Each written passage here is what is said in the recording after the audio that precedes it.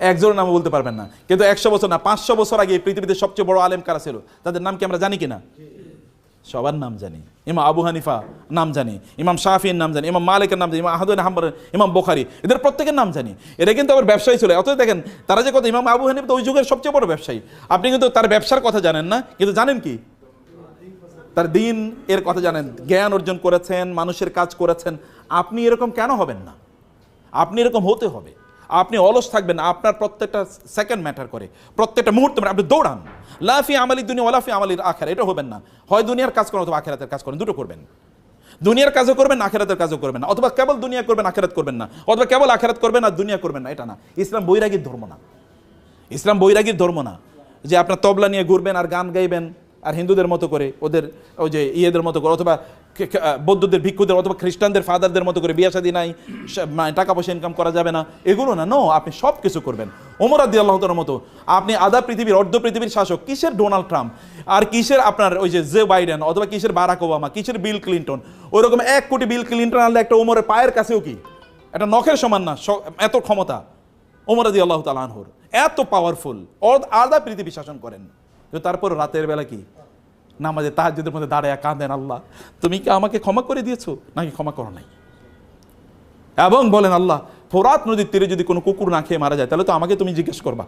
এবং এই কারণে লোকদেরকে বলেন, খবরদার কোনো কুকুরও যেন না খেয়ে না থাকে, কোনো কুকুরের খাবারও যেন এরকম না হয় তাকে প্রোভাইড করা হয় না। তা অবশ্য প্রোভাইড করতে হবে, তা নিশ্চিত করতে হবে। রাস্তা মসৃণ করতে হবে। সে ফোরাত নদীর তীর অর্থাৎ ইরাকে 1000 মাইল দূরে, সেখানেও রাস্তা যেন মসৃণ হয়। আপনাকে এরকম মানুষে পরিণত হবে। যুদ্ধ করবেন কি দিয়ে? আপনি টাকা দিয়ে তো যুদ্ধ করতে হবে। আপনি ধরুন ইসলাম প্রচার করবেন, এখন আপনি ইসলাম প্রচার করার জন্য আপনি একটা মাহফিল করবেন, টাকা লাগবে না? এবার ভিক্ষা করবেন।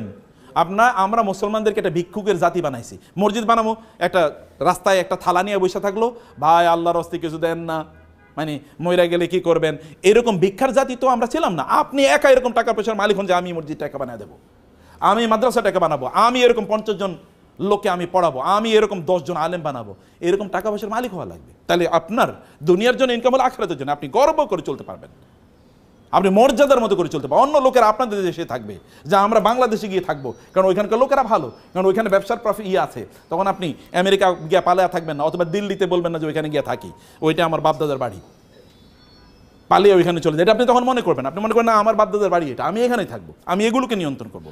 You will have to do it. আপনার নিজকে সম্পদের মালিক হওয়া লাগবে, আপনার নিজকে ব্যবসায়ীতে পরিণত করতে হবে, এবং আপনি সম্পদের মালিক হবেন এই দুটো পারপাসকে সামনে রেখে, এই দুটো পারপাসকে সামনে রেখে।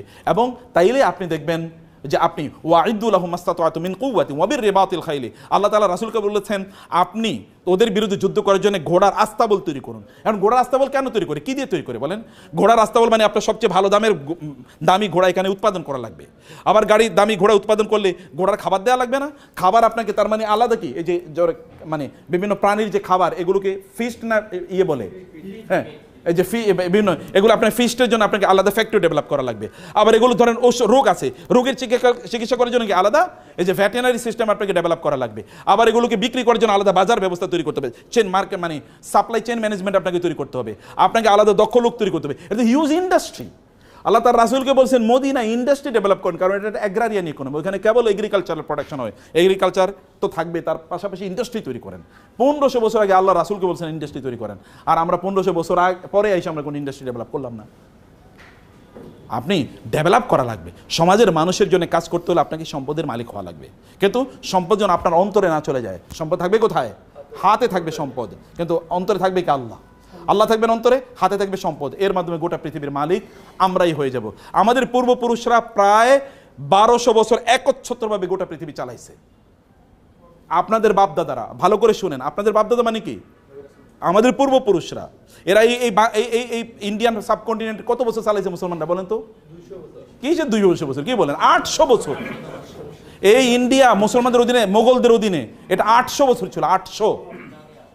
ইউরোপ, এই যে আজকে যে ইউরোপ দেখতে পাচ্ছেন আপনার, এত ইন্ডাস্ট্রিয়াল ডেভেলপমেন্ট, এই পুরা ইউরোপ তৈরি করছে মুসলমানরা। ইউরোপের লোকেরা আগে বছরে তারা 2-3 দিন গোসল করতো, যেমন সাহাবাগীরা বছরে 1-2 বার গোসল করে। অথবা দেখবেন আপনি হিন্দুরা, ওরা মনে করে গোসল কম করা ভালো, বুঝতে পেরেছেন? এটা ইউরোপিয়ানদের, এটা তাদের ইয়ে ছিল যে গোসল কম করলে আল্লাহওয়ালা হওয়া যায়। এটা আমি একটু বুদ্ধিজীবী টাইপ।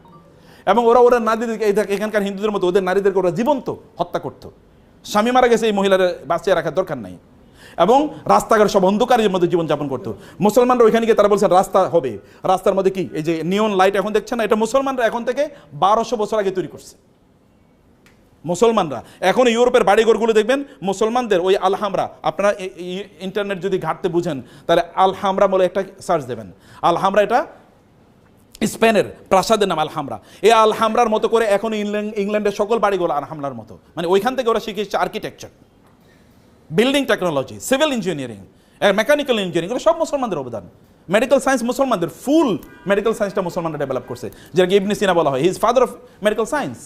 এবং এই যে ওষুধ বানানোর ফুল পদ্ধতিটা মুসলমানদের আবিষ্কার, কেমিস্ট্রি পুরোটা মুসলমানদের আবিষ্কার, ফিজিক্স পুরোটা মুসলমানদের, নিউটন এটা তো মুসলমানদের সূত্র চুরি করে জাবের ইবনে আল হাইসামের সূত্র 4.5 বছর আগে, 450 বছর আগে জাবের ইবনে হাইয়ান এই সূত্র দিয়েছে, ওই সূত্র চুরি করে তারপরে নিউটনের সূত্র বানাইছে। এখন এই কথা তো আমরা বলতে পারি না, কারণ আমরা তো এখন কি, এখন হচ্ছে আমরা দুর্বল। আমরা এই কথা বললে মানুষ বলে এটা পাগল। আমাদের সন্তানরাই তো বিশ্বাস করবে না, আমাদের সন্তানরাই বিশ্বাস করবে না। অথচ পৃথিবীর এখনও মুসলমানদের হাতে প্রায় 70,000 এরকম বিজ্ঞানের বই আছে, যেগুলো যদি এখন অনুবাদ করা যেত তাহলে গোটা পৃথিবী ম্যাচমারেজ হয়ে যেত।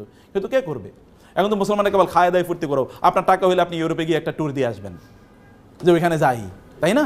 কারণ ওইখানে গেলেই তো এখনও মুসলমানরা ধরেন 40,000 ফিট উপরে উঠার পরে এরপরে ওই যে আপনার বিমান বালাকাটাকে বলে লাল পানি আছে, লাল পানি আছে, এই আশপাশে তাকায়, কেউ দেখা যায় পরিচিত কেন, একটু লাল পানি দাও, কারণ বাসায় দেশে খাইতে পারে না, ওইখানে গিয়ে একটু লাল পানি খায়।